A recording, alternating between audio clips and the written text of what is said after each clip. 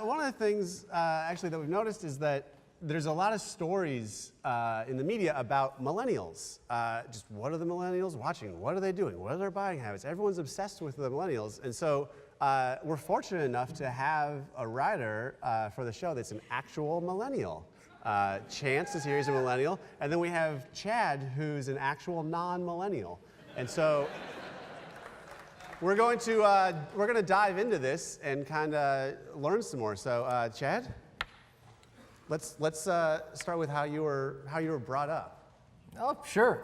It's pretty simple. I was raised to call my dad sir. If I broke the rules, I was spanked. And I loved to come home after soccer practice and watch Bill Cosby on TV doing pudding pop commercials.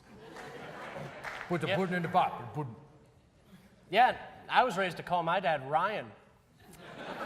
And anytime I got in trouble, I just got a pat on the back and was told to do better next time. And anytime we lost a soccer game, I was just given a participation trophy. And also, I've been told I should avoid Bill Cosby.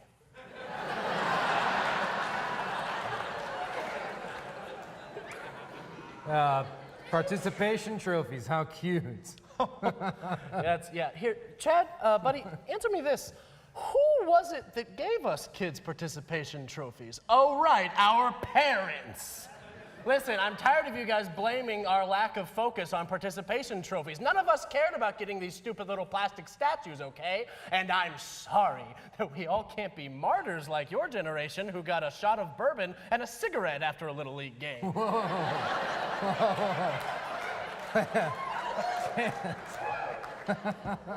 We couldn't afford bourbon. No.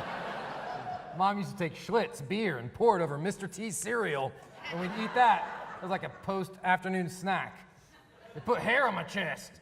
Gross. All right, great. Okay, so let's move on then to technology. Technology is a thing that millennials grew up with more and use differently than maybe other generations. I'm so glad you brought this up, Jeff, because these millennials today, they can't do anything without their smartwatches, smartphones, or smart TVs. The only flat screen we had when I was growing up was on a door, and we used it in the summertime to keep the flies out. Back in my day, we used to all gather around the 90-pound analog television, and we would watch one episode of one show on one screen all together. It really was must-see TV because it was never on again. Ever. I'm sorry, what is so wrong with being able to watch 24 consecutive hours of the show 24?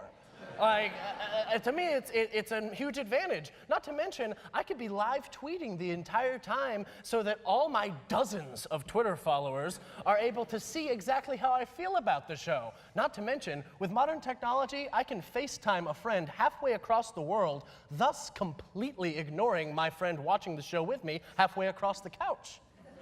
It's a beautiful thing, Chad. And look, I'm sorry we all can't be like you and grew up pushing a rock with a stick through the mud, or whatever old people used to do.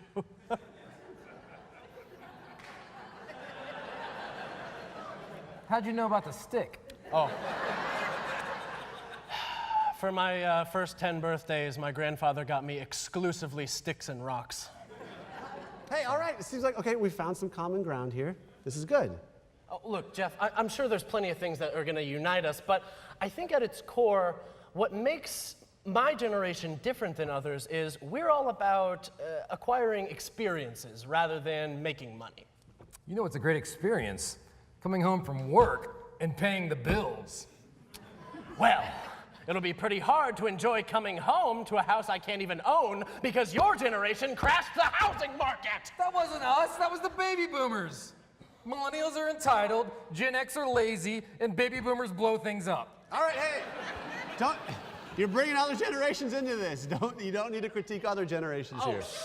Oh, shut up, Jeff. No one can even tell if you're 28 or 42. Thank you. That was good. Listen, Chad, buddy, everybody blows everything up sometimes. Everybody's entitled, and everybody gets a little lazy every now and then. But that doesn't mean anything has to separate us. It's true. I'm starting to realize now that painting people with broad brushstrokes really doesn't get us ahead, whether you're young or old. That's right, buddy. And I think we both can agree on this. The real enemy here is toddlers. All right, there you have it. Good job, Millennial, not Millennial.